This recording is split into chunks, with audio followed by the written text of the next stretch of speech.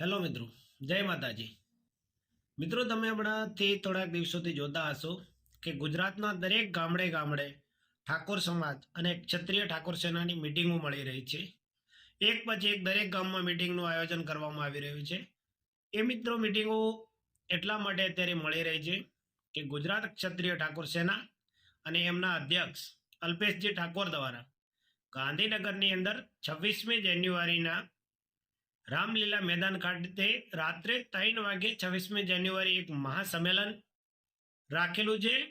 અને એની અંદર સ્કૂલ એક સંકુલ બનાવવાનું છે પોતાની સમાજનું ગાંધીનગરની અંદર, જે ક્ષત્રિય ઠાકોર સેના દ્વારા નિર્માણ પામવાનું છે.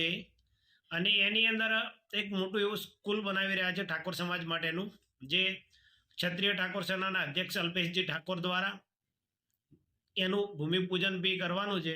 એના માટે અત્યારે ગુજરાતના દરેક ગામડે ગામડે યુવા ક્ષત્રિય ઠાકોર સેનાની મિટિંગો મળી રહી છે. તો મિત્રો, આ મિટિંગો મળવાનું મેઇન કારણ એ છે કે જે 26મી જાન્યુઆરી રાત્રે 3 વાગે જે મિટિંગો, જે મહાસંમેલન યોજાઈ રહ્યું છે ઠાકોર સમાજનું ક્ષત્રિય ઠાકોર સેના દ્વારા, એની અંદર દરેકે દરેક માણસોએ હાજરી આપવી અને બને ત્યાં સુધી ફરજિયાત બધાએ જવું. કારણ કે સમાજનું એક સારું એવું સંકુલ બનાવી રહ્યા છે અલ્પેશજી ઠાકોર, અને સમાજને શિક્ષણના માર્ગે આગળ વધારવા માટે દરેક એક પછી એક પ્રયત્ન કરી રહ્યા છે. મિત્રો, આગળ બીજું કહેવા આવ્યો છું તો 26મી જાન્યુઆરી રાતના 3 વાગે બોલાયા છે મેં તમને, ખબર છે ને? 26મી જાન્યુઆરી રાતના 3 વાગે ખાલી એમની આંટો મારવા નહીં બોલાયા. 26ની રાતના 27નો ઉગતો પહોર તમારા શિક્ષણની દિશા નક્કી કરે એનું ભૂમિપૂજન કરવા માટે બોલાયા છે મેં તમને. ગાંધીનગરમાં એક એવી સંસ્થા બને જે સંસ્થા થકી આ સમાજના દીકરા દીકરીઓ ત્યાં પણ ભણી શકે. હું સાહેબનો આભાર માનું. અહીં જગદીશભાઈ ઠાકોર સાહેબ, બળદેવજી, મારા પપ્પા ખોડાજી ઠાકોર બધા બેઠા છે. શક્તિ વિદ્યાલયનો પાયો નાખ્યો એમણે. એની સાથે અહીંયા ચંદનજી બેઠા છે, એમણે પાટણમાં પણ પાયો નાખ્યો. હમણાં આપણી વચ્ચે બીજા આગેવાનો પણ ગયા. કેસાજીએ દિયોદરમાં જે સંસ્થા ચલાવે છે, આ કોઈ નાની વાત નથી. અહીંયા બાબરમાં જ્ઞાનીબેનને ચલાવે છે. હમણાં સ્વરૂપજી એમણે મુહૂર્ત કર્યું. અમારા લવિનજી ઠાકોર રાધનપુરમાં ચલાવે. તમામ જગ્યાએ સમાજના આગેવાનો તો મથે છે. સમાજના આગેવાનો શિક્ષણની સ્કૂલ બનાવશે. પણ આ જગદીશભાઈ, બળદેવજી, ખોડાજી, મારા પપ્પા, આ બધાનો પ્રશ્ન શું છે ખબર છે? સમાજના આગેવાનો તો મથે છે. સમાજના આગેવાનો શિક્ષણની સ્કૂલ બનાવશે. પણ આ જગદીશભાઈ, બળદેવજી, ખોડાજી, મારા પપ્પા, આ બધાનો પ્રશ્ન શું છે ખબર છે? કે અમે સ્કૂલો, સમાજમાં ભૂખ છે, પણ એ દિયોદર છોડીને એમને અમદાવાદ આવવું પડશે. અમદાવાદે ગાંધીનગર છોડીને અમેરિકા જવું પડશે તો જ આગળ વધશો. તમારે સમાજમાં ભૂખ લગાડવી જ પડે, અને ભૂખ સમાજના સર્વાંગી વિકાસની. આ સંસ્થાઓ જે બની રહી છે, આ સંસ્થામાં આપણા દીકરા દીકરીને મૂકો. અને હમણાં ભરતસિંહભાઈએ એક બહુ પીડા વ્યક્ત કરી, બોલી ના શક્યા, પણ હું તમને કહું કે સંસ્થા બનતા બનાવી દઈએ છીએ, એનો નિભાવ કરવો, એને ચલાવી, એથી વધારે કાઠું કામ છે, ખૂબ કાઠું કામ છે. ત્યારે વિનંતી કરું છું તમને, દીકરા દીકરીઓને ભણવા માટેની વ્યવસ્થા જે ઉભી થઈ રહી છે એમાં મોકલો. આ બળજીજી આ રામાજીના બેઠા છે, એમણે કલોલની અંદર ઠાકોર ભવન બનાવ્યું છે. કેટલા નામ લઉં, આમ કહેવા જઈએ ને તો ગુજરાતમાં આજે આપણી 50 સંસ્થાઓ છે. ક્ષત્રિય ઠાકોર સેનાના અધ્યક્ષ અલ્પેશજી ઠાકોર દ્વારા એનું ભૂમિપૂજન બી કરવાનું છે. એના માટે અત્યારે ગુજરાતના દરેક ગામડે ગામડે યુવા ક્ષત્રિય ઠાકોર સેનાની મિટિંગો મળી રહી છે. તો મિત્રો, આ મિટિંગો મળવાનું મેઇન કારણ એ છે કે જે 26મી જાન્યુઆરી રાત્રે 3 વાગે જે મિટિંગો, જે મહાસંમેલન યોજાઈ રહ્યું છે ઠાકોર સમાજનું ક્ષત્રિય ઠાકોર સેના દ્વારા, એની અંદર દરેકે દરેક માણસોએ હાજરી આપવી અને બને ત્યાં સુધી ફરજિયાત બધાએ જવું.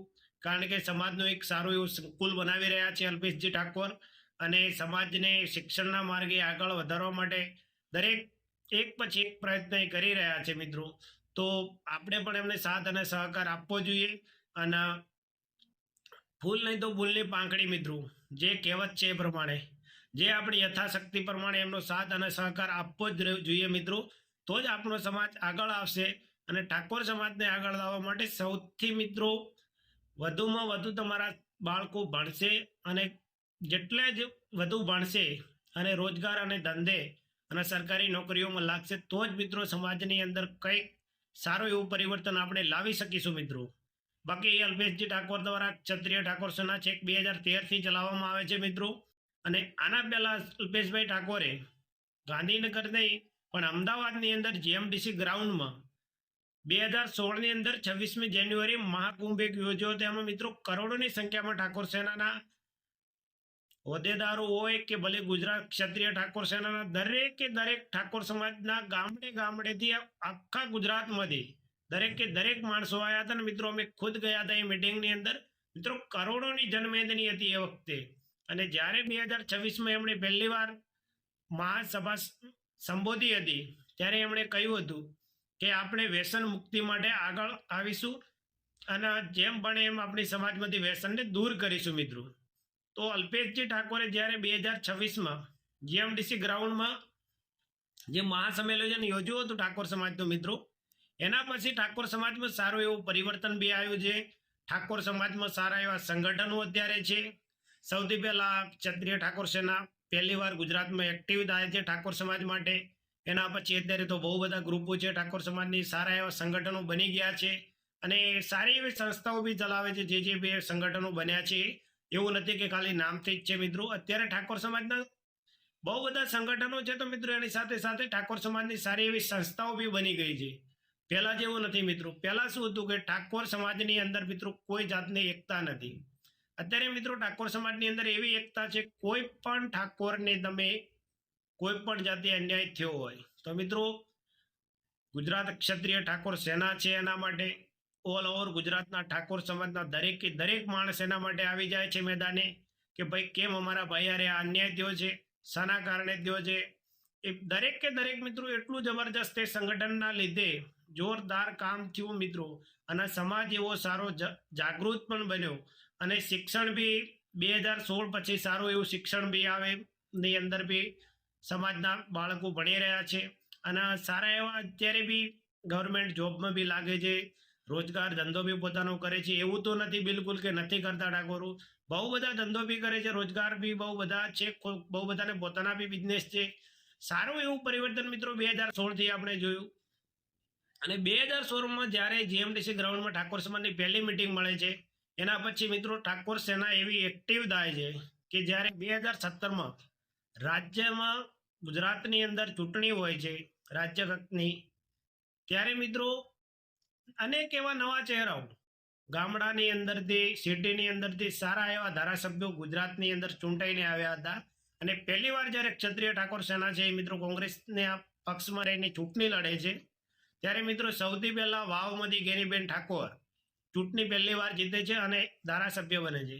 એના પછી બહુચરાજીમાંથી ભરતસિંહ સોલંકી બને છે મિત્રો. અને રાધનપુરની અંદરથી અલ્પેશજી ઠાકોર ખુદ ચૂંટાઈને આવે છે અને એ ધારાસભ્ય બને છે. બાયડની અંદરથી ભરત ધવલસિંહ ઝાલા બી મિત્રો ચૂંટાઈને આવે છે. એ મિત્રો અનેક ધારાસભ્યો વખતે ગુજરાત ક્ષત્રિય ઠાકોર સેનાના કારણે રાજ્યની અંદર ધારાસભ્યો બનીને આવ્યા હતા. અને એના પછી મિત્રો ધીમે ધીમે આગળ વધતું ગયું અને એક પછી એક રાજ્યમાં તાલુકા લેવલે જિલ્લા લેવલે બહુ બધા ઠાકોરોને એવું સારી એવી પોસ્ટ મળી, સારા એવા બધા રાજકારણની અંદર જોડાયા અને સારા એવા ગ્રુપો પણ એક્ટિવ થઈ ગયા અને સારા એવા સંગઠનો પણ મિત્રો બન્યા એના પછી. અને મિત્રો એક પછી એક બધા આગળ આવતા ગયા અને રાત્રે અત્યારે 3 વાગ્યાનું મિટિંગનું આયોજન કરવાનું કારણ એ જ છે મિત્રો કે અલ્પેશજી ઠાકોર જોવા માંગે છે પોતાનો સમાજ ઊંઘી ગયો છે કે જાગે છે અત્યારે.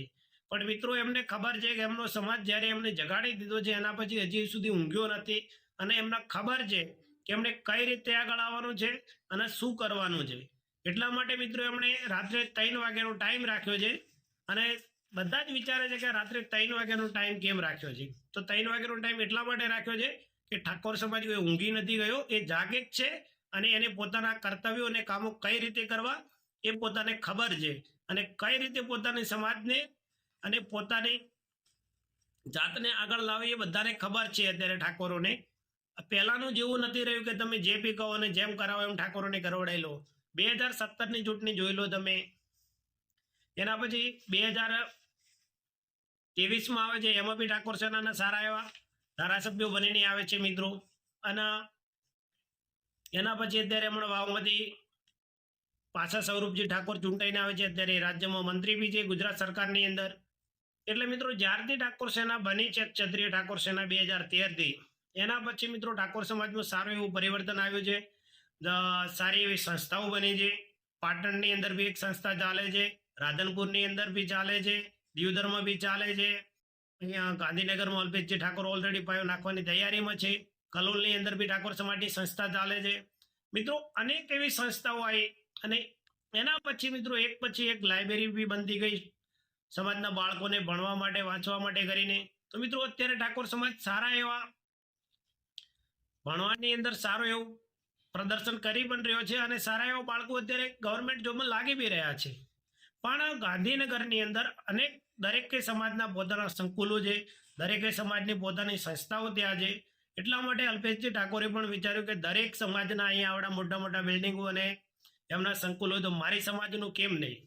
એટલા માટે કરીને ગાંધીનગરની અંદર એક જબરદસ્ત ઠાકોર સમાજનું સંકુલ બનાવવા જઈ રહ્યા છે.